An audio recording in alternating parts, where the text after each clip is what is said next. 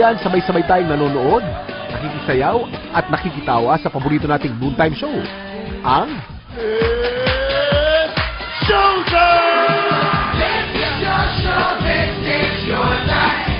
Pero ngayong umaga, makikiusyoso tayo kung anong nangyayari sa likod ng kamera at kikilalanin natin ang inyong masayang kapamilya barkada. 2009 nang unang umere ang Showtime bilang isang morning talent show. Konsepto ito ni Direk Bobet Vidanes. Yung Showtime, ano lang, basta dumaan lang sa isa sigurong pag-o-observe ko sa mga barkada ko. Linggo-linggo kami magkakasama, tapos kami lang yung nagbubulahan. Kami-kami yung nagpapasikat sa bawat isa. Siguro, doon lumabas yung Showtime, ang magpasikat ka. Pero ano nga ba ang ibig sabihin ng Showtime? Yung observation mo doon sa bahay, doon lang kasimple merong Showtime. Maghugas ka ng pinggan, tumulong ka sa magulang mo, that's Showtime. Manlibre ka sa barkada mo, that's Showtime. Doon nabuo yung Showtime na I think sa buong barkada or pamilya, merong Showtime. Bago pa sumalang ang Showtime sa ere pagpatak ng 12:30, alas 10:30 pa lang ng umaga, naghahanda na ang production team. Bago magsimula ang show, siyempre, pinapapasok namin yung audience.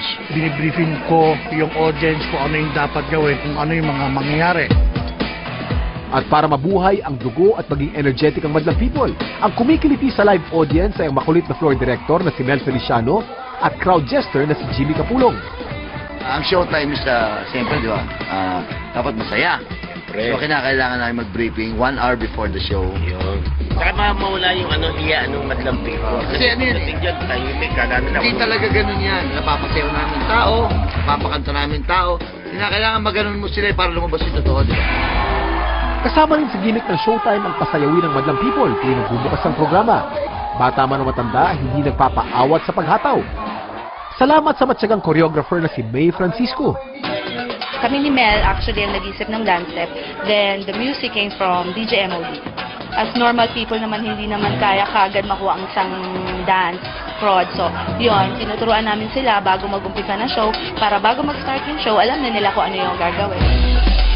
At kapag ready na ang Showtime staff, hosts, at madlang people, oras na para mag-party-party sa tanghali.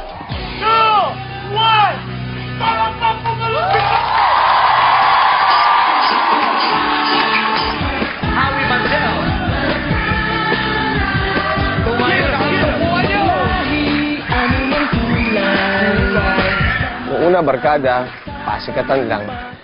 But this time, kailangan umadapt dun sa time slot. So lahat ng ingredients, ipapasok mo. Hindi lang to contest. So kailangan na form of entertainment. Pero alam niyo ba na bago pa man nauso mga noontime show, ang kauna-unahang noontime show sa Philippine television, noong dekada 50 ay napanood din sa ABS-CBN. Yan ang Student Canteen.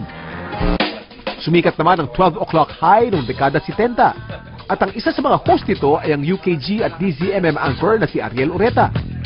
Yun ang #1 show ng ABS-CBN dati, 1972. Ang format ng 12 o'clock high noon is that may jokes kami ni Tina Rivida, nice, pretty, funny girl. And dinalabas namin yung mga bagong singers.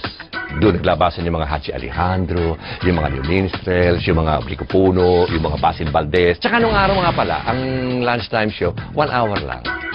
Nasa commercial break tayo ngayon at pagkatapos ng commercial break, magkakaroon ng segment na Siri Mo To. Si Bong, nakita mo, pinapractice yung dance step niya dahil mamaya meron siyang sayaw, no? At ito naman si Vice, alam mo, napaka-conscious kasi ni Vice talaga sa beauty niya. Vice, ayun siya. Di ba? Ito, sasalang na kami para makipagkulitan sa Siri Mo To. Busy ng floor directors. Ang mga writer, hinahanda na mga linya namin. Pero si Vice, nagme-makeup pa rin. Walang sinasayang na minuto lalo na kapag live show. Ano naman ang internalization na ginagawa mo para dito sa role mo sa Siri Mo To? Ang bigat, Kuya Kim, you know? Kailangan mag-internalize ng bongga kasi kailangan may karga ka bago ka tumapak sa stage. Obligasyon. Yeah, oo. Kailangan bigay todo ka. Or mapapahiya tayo sa madlang people. Sa backstage, pinapractice na namin ni Ryan ang aming dance step para have ang aming K-pop performance mamaya. Oh, may choreo Sa loob ng 4 na taon na araw-araw kaming magkasama dito sa Showtime, nabuo ang isang masayang barkada at pamilya. Ang strength ng Showtime, yung camaraderie namin, yung pakikipagkaibigan namin. Ano masasabi niyo sa camaraderie natin dito sa Showtime? Makulit, masarap, di ba? Kasi dito lumalabas yung totoong pagkatao natin. Kasi minsan napapanood tayo, di ba? Umaarte tayo, syempre nakaka-character ka ron. Kumbaga itong Showtime, ito yung... Kung ano tayo dun sa stage, yun tayo. Dito tayo sa labas. So, pwede si Vice, medyo may pagka-diva to si Vice na to eh. Iba to eh. At katulad ng paalalang nakapaskil sa pintuan ng aming studio, ito ang patuloy namin gagawin para sa Madlang People. Anong ginagawa para mapakita mo sa Madlang People na mahal mo sila? Yun, minsan pag commercial, ina-entertain ko sila, tapos pinagtatawanan niyo ako kasi kumakanta ako doon. At of course, tanungin naman natin si Ann. I give my best every day. Gusto ko silang patawanin. Talagang ipakita yung kahit magbaliw-baliwan tayo,